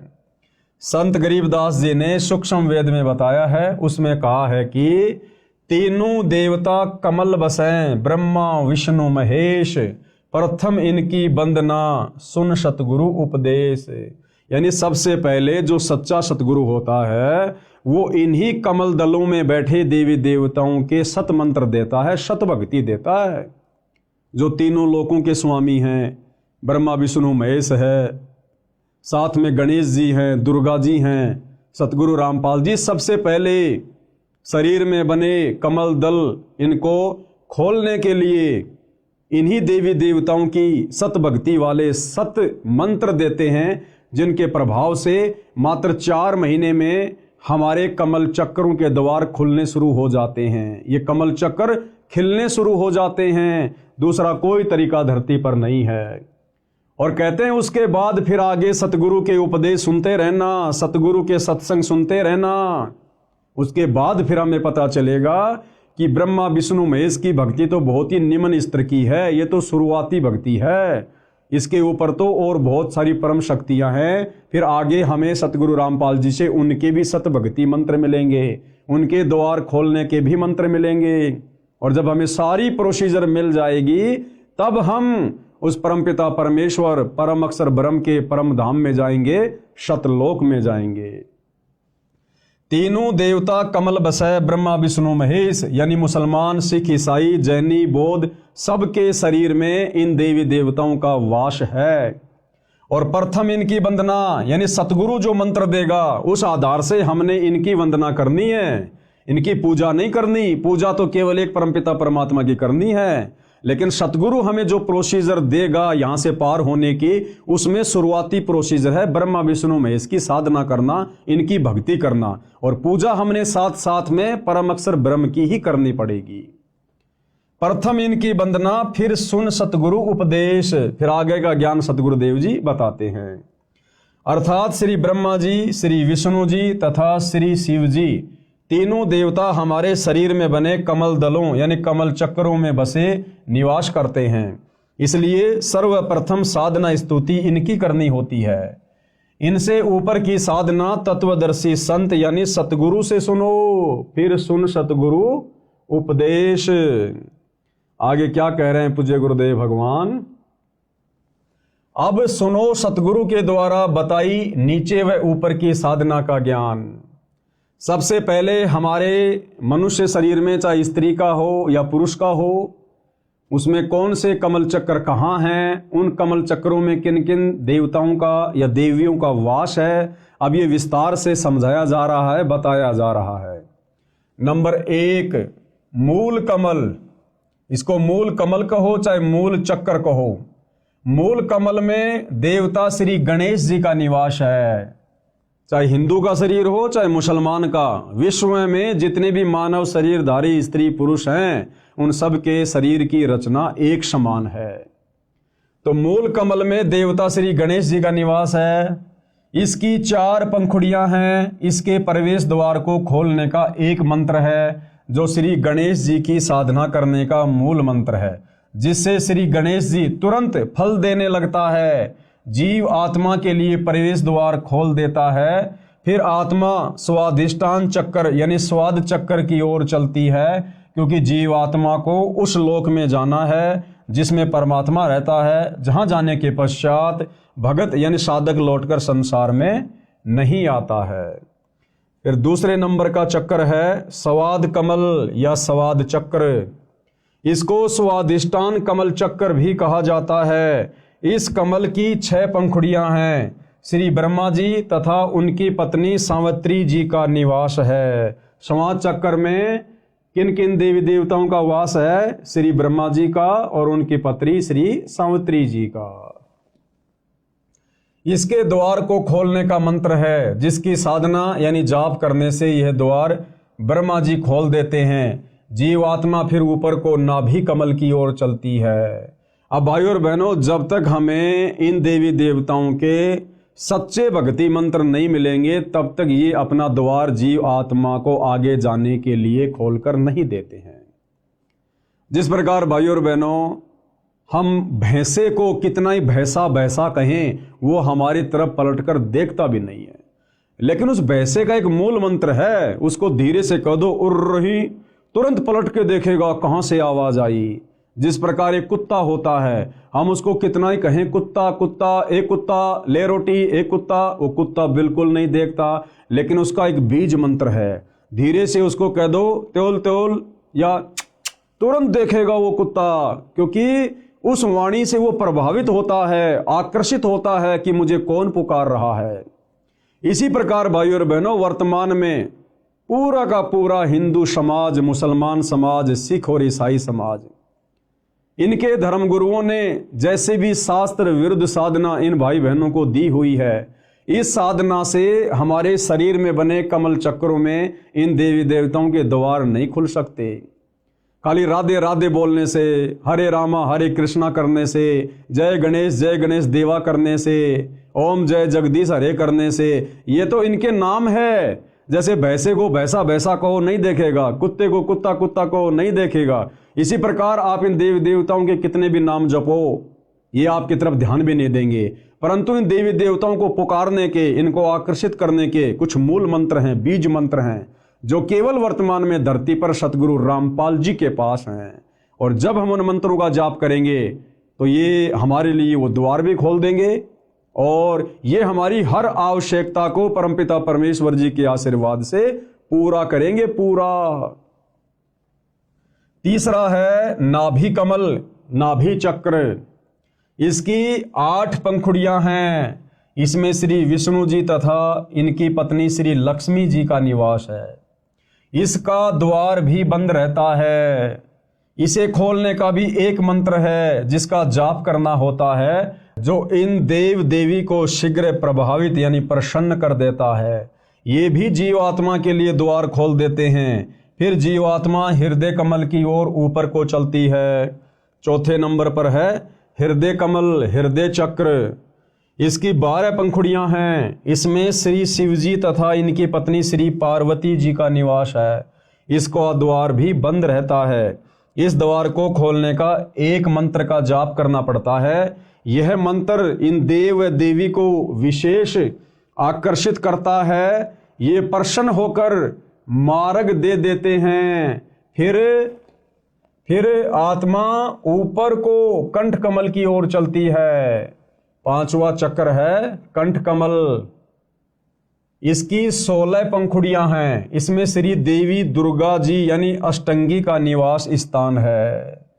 जो भाई बहन माता जी के नवरात्रे करते हैं, मंदिरों में जाते हैं, जागरण करते और करवाते हैं, इस विधि से तो लाख जन्म भी माता जी प्रसन्न नहीं होती, उल्टा रुष्ट होती है। और ना ही शरीर में बना माता जी का वो चक्कर खुलता है।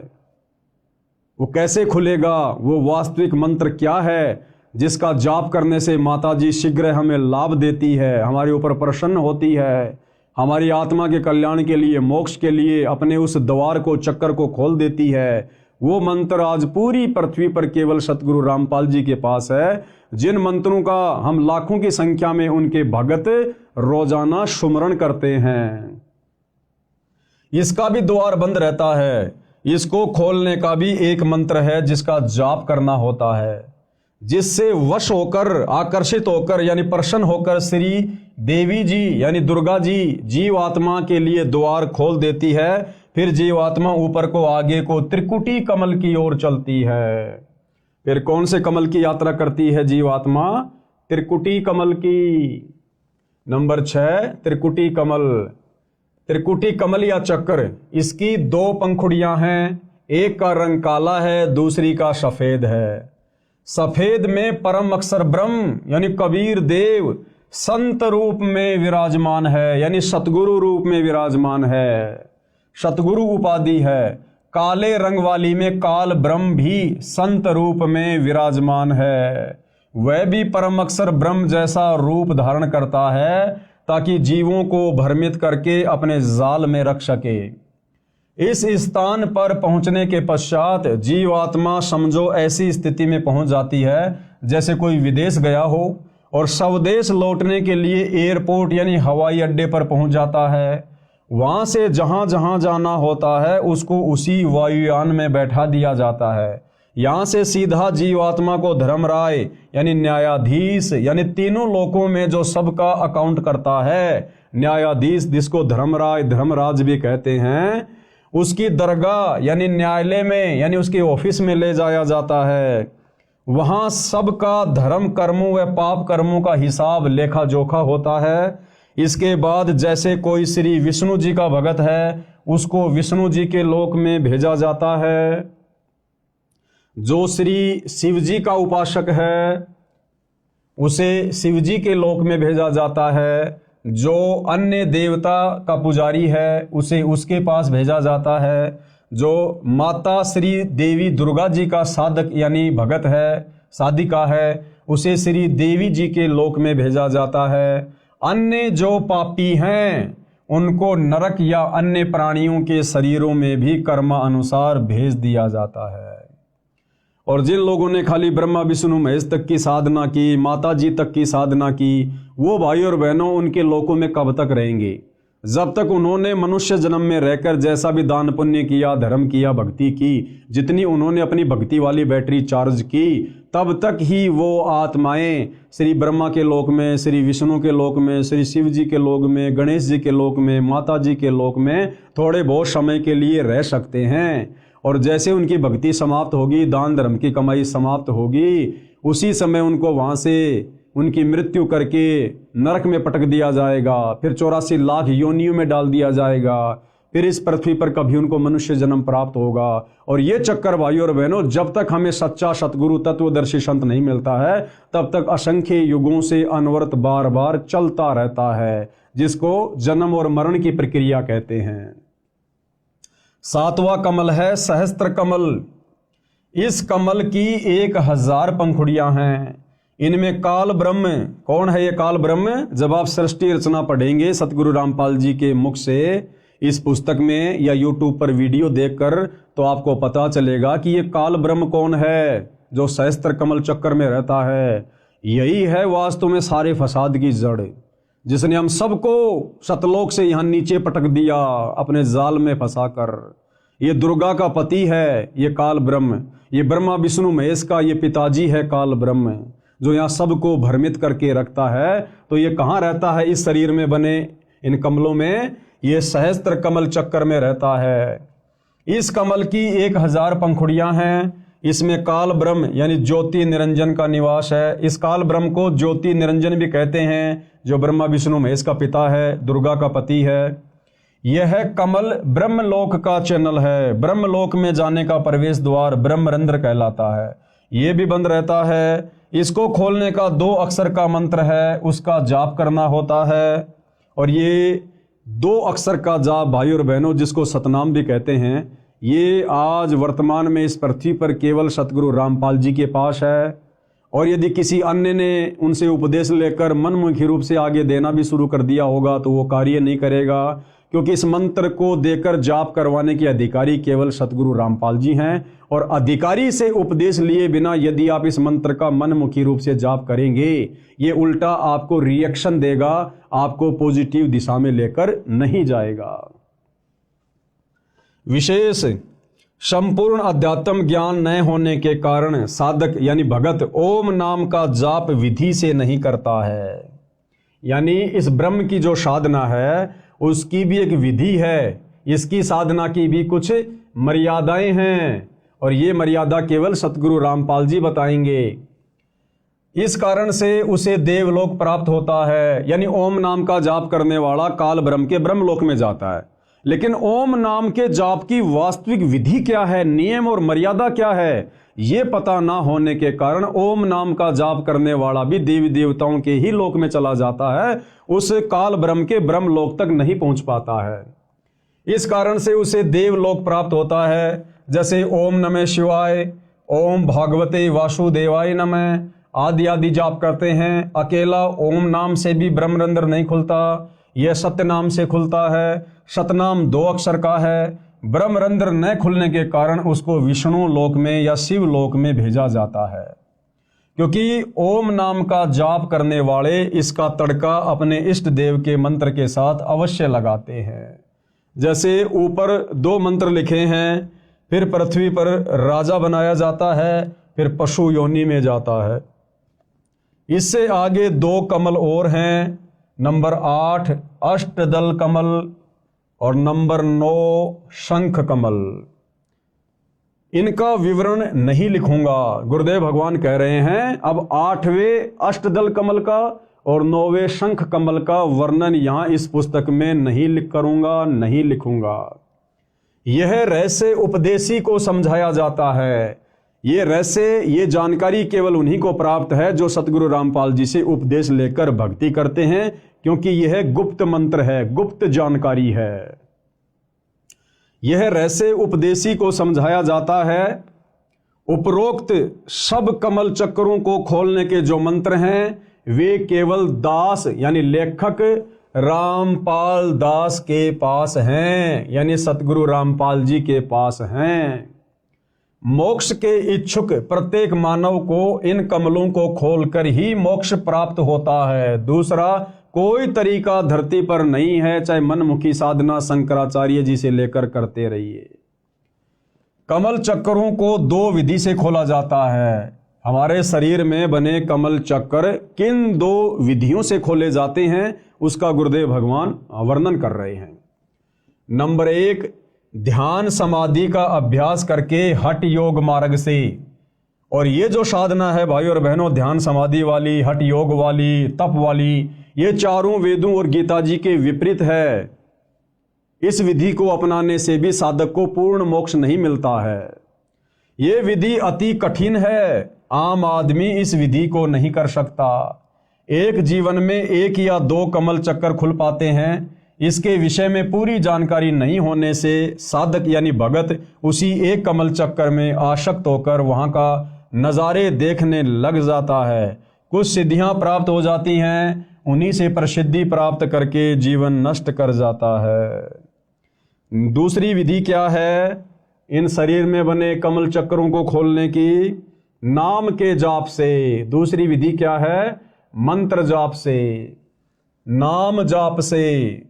नामों का जाप करके सब कमल खोले जाते हैं। ये विधि सरल व शास्त्रोक्त होने से कारगर है, यानी ये शास्त्र विधि के अनुसार है।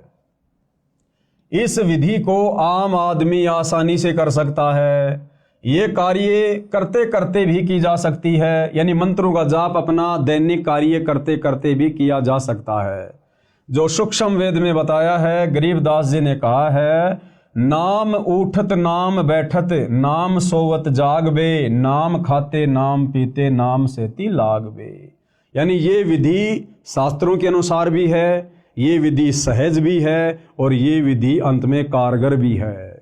इस विधि से भी हमारे शरीर में बने कमलों को खोला जाता है। और गुरुदेव कहते हैं कि इस विधि से जाप आप अपना दैनिक कार्य करते करते भी कर सकते हैं। ड्राइवर अपनी गाड़ी चला रहा है और आसानी से इन मंत्रों का जाप भी कर सकता है। देखो, ड्राइवर गाड़ी चलाता है और आगे पीछे वालों से बातें भी करता रहता है, गप्पे भी मारता रहता है।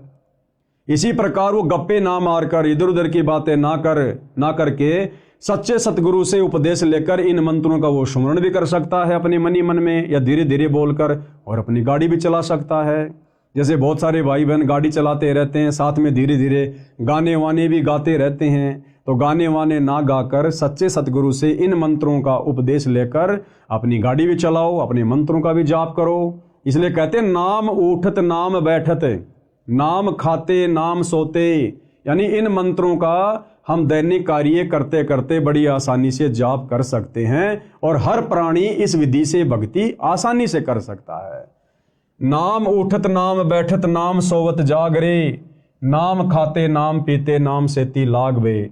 यानी उठते बैठते सोते जागते खाते पीते काम धंधा करते करते भी हम ये भक्ति कर सकते हैं। इतनी आसान भक्ति हमें सतगुरु रामपाल जी ने वर्तमान में प्रदान की है। अर्थात नाम का जाप कार्य करते करते किया जा सकता है। यजुर्वेद अध्याय 40 मंत्र 15 में कहा है। अब देखो, यजुर्वेद अध्याय 40 मंत्र 15 में भी ये विधि बताई गई है। अब बताओ भाई और बहनों, हमारे धर्म गुरुओं ने तो हमारे को कभी भी ये विधि नहीं बताई, क्योंकि हमारे धर्म गुरुओं को स्वयं इस विधि से भक्ति का ज्ञान नहीं था। अब सतगुरु रामपाल जी ने आकर पूरा रहस्य उजागर किया है। तो यजुर्वेद अध्याय 40 मंत्र 15 में क्या कहा गया है? ओम कृत्यो शमर किल्बे शमर कृत्युम शमर। अर्थात ओम नाम का जाप कार्य करते करते कर, विशेष लगन यानी तड़प के साथ तथा मानव जीवन का मुख्य कर्तव्य मानकर जाप कर। और गीता अध्याय 8 श्लोक 5 व 7 में कहा है कि हे अर्जुन, तू युद्ध भी कर मेरा सुमरण भी कर। अब भाई और बहनों, युद्ध से कठिन कार्य कोई नहीं हो सकता। और जब युद्ध करते करते भी नाम सुमरण करने की सलाह दी गई है, तो आम व्यक्ति तो दैनिक जीवन के कार्य करते करते, जो कि युद्ध से बहुत ही आसान होता है, इन मंत्रों का जाप कर सकता है। विचार करो, क्या कह रहे हैं आगे गुरुदेव कि पुण्यात्माओं विचार करो, युद्ध से कठिन कार्य कोई नहीं होता।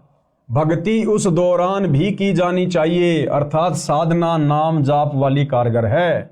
नाम का जाप 3 वर्ष के बच्चे से लेकर वृद्ध तक आसानी से कर सकता है। यानी परमेश्वर जी का विधान है कि जैसे ही बच्चा 3 वर्ष का हो जाए, उसको सच्चे सतगुरु की शरण से जोड़ देना चाहिए, उसको मंत्र उपदेश दिलवा देने चाहिए, क्योंकि 3 वर्ष का बच्चा हल्का फुल्का बोलने समझने लग जाता है। और जैसे भी टूटी फूटी भक्ति वो माता पिता को देखकर या उनके साथ साथ में करेगा, तो धीरे धीरे भक्ति की शक्ति उसके अंदर प्रवेश होना शुरू हो जाती है। अर्थात साधना नाम वाली कारगर है। नाम का जाप 3 वर्ष के बच्चे से लेकर बूढ़े तक आसानी से कर सकता है। कार्य करते करते भी कर सकता है, चलते फिरते भी कर सकता है, लेटा लेटा व बैठकर भी नामों का जाप कर सकता है। विशेष दूसरे शब्दों में मंत्र के जाप का ऐसे प्रभाव देवी देवताओं पर होता है जैसे सर्प ने डसने के लिए फन फैला रखा होता है। सर्प वश करने की विद्या जानने वाला यानी गारुड़ मंत्र बोलकर सर्प को विवश कर देता है, जिसके प्रभाव से सर्प अपना फन इकट्ठा करके रास्ता छोड़कर चल देता है। इसको परमेश्वर कबीर जी ने बहुत अच्छे तरीके से समझाया है।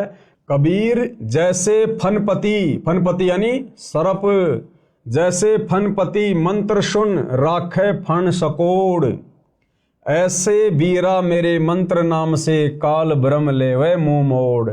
एक गारुड़ होता है भाई और बहनों, वो कुछ मंत्रों को सिद्ध कर लेता है।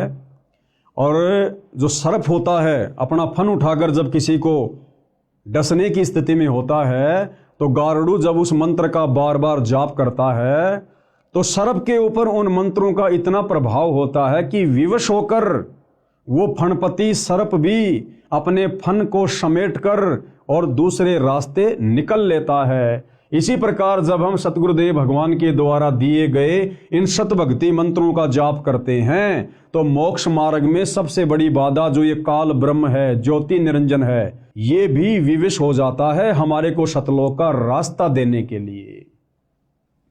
कबीर जैसे फनपति सरप मंत्र सुन राखे फन सकोड़, ऐसे बीरा मेरे मंत्र नाम से काल ब्रह्म लेवे मुंह मोड़। अर्थात कबीर परमेश्वर जी ने कहा है कि जैसे सर्प ने डसने के लिए फन उठा रखा होता है तो गारुड़ मंत्र जाप कर देता है जिससे प्रभावित होकर सर्प फन इकट्ठा करके चला जाता है। ऐसे ही मेरे द्वारा दिए नाम मंत्र के जाप से काल ब्रह्म मुरझा जाता है, मार्ग नहीं रोक पाता। इसी प्रकार कमलों के मंत्र के जाप से ये सब देवी देव मार्ग छोड़ देते हैं। एक अन्य उदाहरण दे रहे हैं गुरुदेव भगवान हमें समझाने के लिए। जैसे गांव के व्यक्ति भैंस को गर्भ धारण करवाने के लिए भैंसे की खोज में जाते हैं, क्योंकि भैंसा कहीं घास चर रहा होता है। भैंस वाला भैंसे को बुलाने के लिए उसका मूल मंत्र बोलता है, जिससे भैंसा इतना प्रभावित होता है कि वह पूरी गति से उस मंत्र को बोलने वाले की ओर खिंचा चला आता है। फिर उसे भैंस दिखाई देती है, भैंस को गर्भ धारण करता है, उसका वह मंत्र है कुर्र कुर्र, जैसे हुर्र हुर्र कहते हैं ना अपन, उर्र रही। तो इस प्रकार से भैंसा तुरंत उस मंत्र के वशीभूत होकर दौड़कर चला आता है। और इसके विपरीत यदि हम उसको भैंसा भैंसा कहेंगे तो वो बिल्कुल भी नहीं देखता है। यदि भैंसा भैंसा बोलो तो भैंसा यानी झोटा बिल्कुल टस से मस नहीं होता। इसी प्रकार भाई और बहनों, ये ब्रह्मा विष्णु महेश जी को आप इनके नामों से कितना ही पुकारो, श्री ब्रह्मा, श्री विष्णु, श्री शंकर देवाय नमः, ओम श्री विष्णु देवाय नमः, राधे राधे, ये आपकी तरफ बिल्कुल भी ध्यान नहीं देंगे, भक्ति का कोई लाभ इनकी तरफ से नहीं मिलेगा। लेकिन जब हम इनके मूल मंत्र, बीज मंत्र सतगुरु रामपाल जी को सतगुरु धारण करके करेंगे, सुमरण करेंगे, तो ये उस भैंसे की तरह वशीभूत होकर तुरंत अपने भगत की तरफ दौड़ पड़ेंगे कि क्या आपत्ति आ गई, इस आत्मा को किस वस्तु की आवश्यकता है। इसी प्रकार विष्णु विष्णु आदि नाम से श्री विष्णु देवता टस से मश नहीं होता, परंतु जो मंत्र दास बताता है यानी सतगुरु रामपाल जी हमें बताएंगे, उससे खींचा चला आता है और पूर्ण लाभ देता है। इस प्रकार अन्य देवों की स्थिति जानो। अध्यात्म मार्ग के कुछ नियम हैं जिनका पालन करना अनिवार्य है। अब भाई और बहनों, मान लो हमें सच्चे सतगुरु तत्वदर्शी संत सतगुरु रामपाल जी की सत भक्ति, उनकी शरण भी प्राप्त हो गई। उन्होंने हमें ये बीज मंत्र भी दे दिए, मूल मंत्र भी दे दिए इन समस्त देवी देवताओं को जिन जिन की हमें आवश्यकता है। और यदि हमने मर्यादा नहीं रखी, हमने नियमों में रहकर, सतगुरु के वचन में रहकर इन मंत्रों का जाप नहीं किया, तो भी भाई और बहनों ये देवी देवता किसी भी प्रकार से उन मंत्रों का जाप करने से विवश नहीं होंगे, हमारी तरफ उनका खिंचाव बिल्कुल भी नहीं बनेगा। तो इन मंत्रों के प्रभाव को यथावत बनाए रखने के लिए और इन समस्त देवी देवताओं से संपूर्ण लाभ प्राप्त करने के लिए इस भक्ति मार्ग की क्या क्या मर्यादा हैं, क्या क्या नियम हैं, जिनको तोड़ने से, जिनको खंड करने से हमें फिर कोई भी लाभ इन मंत्रों का नहीं मिलेगा। तो प्रत्येक मर्यादा को हमने ध्यानपूर्वक देखना और समझना है। तो क्या कह रहे हैं पूज्य गुरुदेव भगवान? नंबर 1, पूर्ण गुरु से दीक्षा ली जाए। सबसे पहली बात, हम जिसे अपना सतगुरु धारण कर रहे हैं वो सच्चा होना चाहिए, पूर्ण सतगुरु होना चाहिए, इन मंत्रों को दान करने का अधिकारी होना चाहिए। नंबर 1, पूर्ण गुरु से दीक्षा ली जाए। बिना गुरु के किया गया नाम जाप व दिया गया दान निष्फल होता है। कबीर जी अपनी वाणी में कहते हैं, गुरु बिन माला फेरते, गुरु बिन देते दान, और गुरु बिन दोनों निष्फल है, पूछो वेद पुराण। यानी सच्चा गुरु धारण किए बिना हम कितने भी मंत्र जाप कर लें, हम कितना भी दान पुण्य करें, उसका हमें मोक्ष मार्ग में, मुक्ति के मार्ग में किसी प्रकार का कोई सहयोग प्राप्त नहीं होगा। बाकी ठीक, हम जैसा भी दान धर्म करेंगे उसका प्रतिफल हमें परमात्मा अवश्य देगा। जैसे आप देखते हैं भाई और बहनों, बड़े बड़े लोगों के घरों में कुत्ते होते हैं, वीआईपी कुत्ते, और वो कुत्ते अपने मालिकों के साथ उनकी गाड़ियों में चलते हैं। गाड़ी का मालिक और कुत्ता पीछे की सीट पर बैठा है और आप और हमारा जैसा एक मनुष्य आगे गाड़ी चला रहा है। यानी इंसान तो ड्राइवर है और कुत्ता मालिक बनकर पीछे बैठा हुआ है। उस कुत्ते के रहने के लिए बढ़िया मकान बना हुआ है।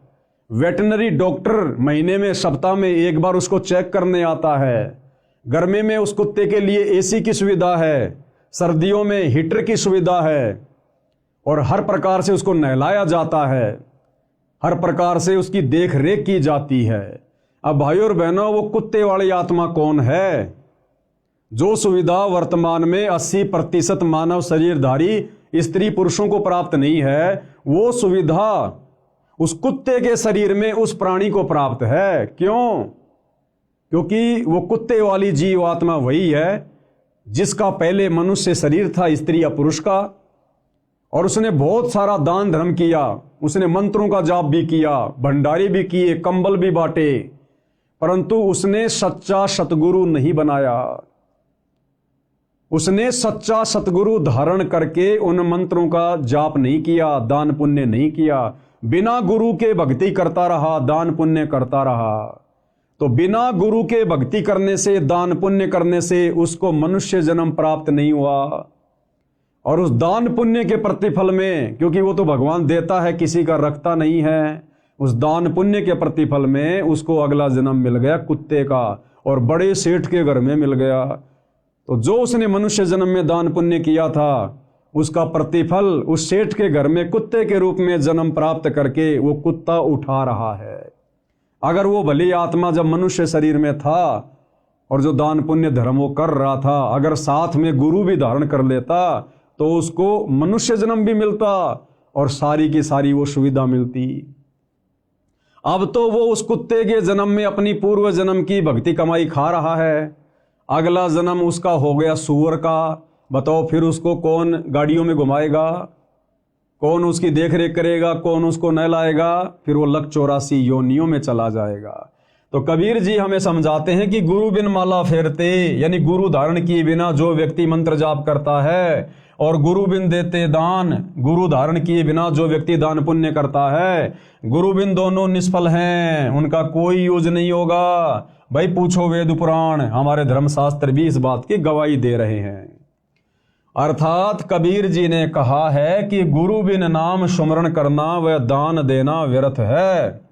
अपने वेदों व पुराणों में पढ़ लो, कमलों के मंत्रों का जाप करना जीवात्मा के कल्याण की सच्ची साधना है। इसमें न कोई धर्म नया बनता है, न कोई धर्म छोड़ना है।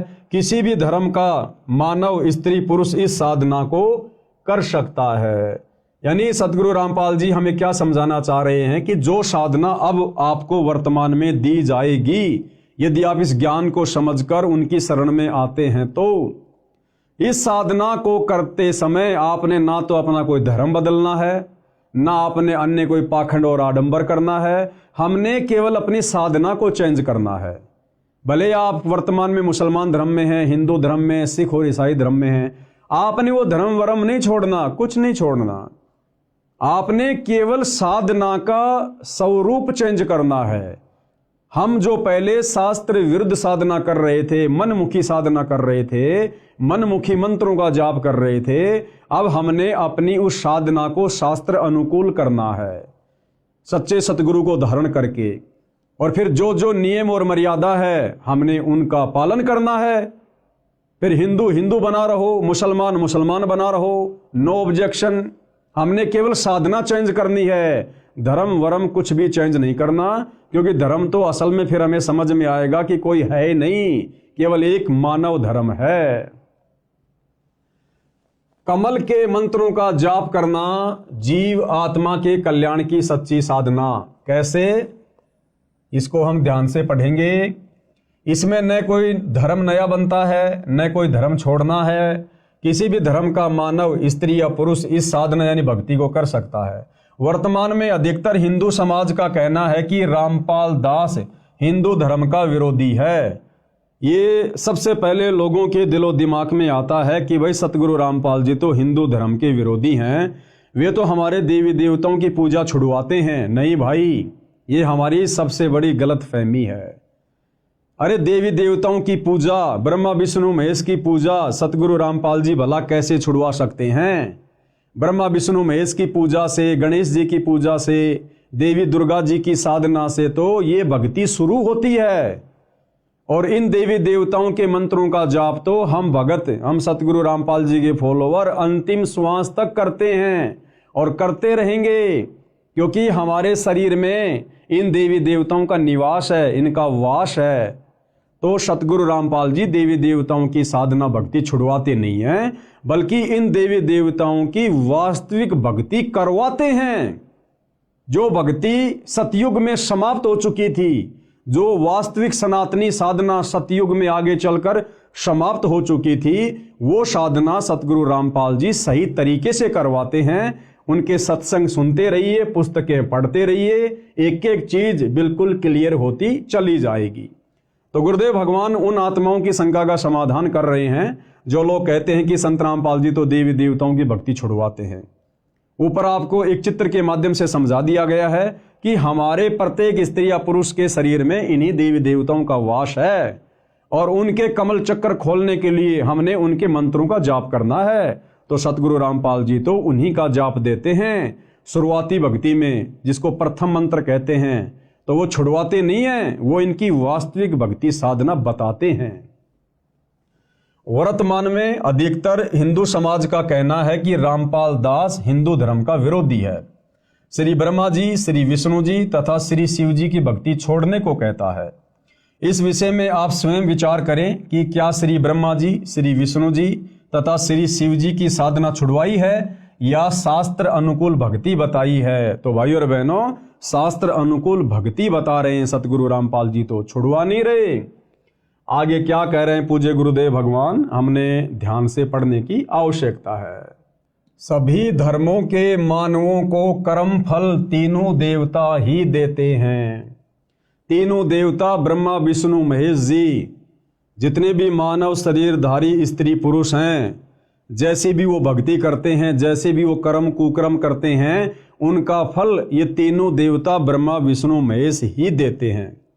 अब वो किस विधि से देते हैं, कैसे देते हैं, क्या उसकी प्रोसीजर है, इसके विषय में भाइयों और बहनों ये पवित्र पुस्तक हिंदू साहिबान नहीं समझे वेद गीता पुराण, हम इसके तीसरे नंबर की वीडियो में कल आपको गुरुदेव भगवान के आशीर्वाद से समझाने का प्रयास करेंगे। और आज के वीडियो में हम यहीं पर विराम लेते हैं। कल रात्रि 9 बजे सभी भाई बहन फिर से मुझदास के Facebook page Pawan Das is live पर लाइव जुड़िए। और हिंदू धर्म जिस प्रकार से सनातनी पूजा के नाम पर भ्रमित है, काल के द्वारा ठगा जा रहा है, मनुष्य जन्म को दिन प्रतिदिन बर्बाद करता जा रहा है, हम कल के वीडियो में विस्तार से आगे इस मनुष्य जन्म की उपयोगिता के बारे में जानेंगे, समझेंगे। तब तक गुरुदेव भगवान हम सबको आज्ञा दे, आशीर्वाद दे। बंदी छोड़ सतगुरु रामपाल जी भगवान की जय।